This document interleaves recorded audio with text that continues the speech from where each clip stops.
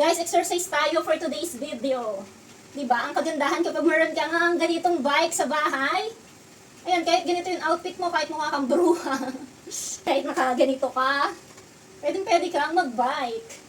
Lalo na kung tamad kang mag-gym sa labas, tamad kang mag-walking-walking or mag-takbo-takbo sa labas, guys. Ayan, kagandahan kapag meron kang ganitong exercise bike or stationary bike or spinning bike.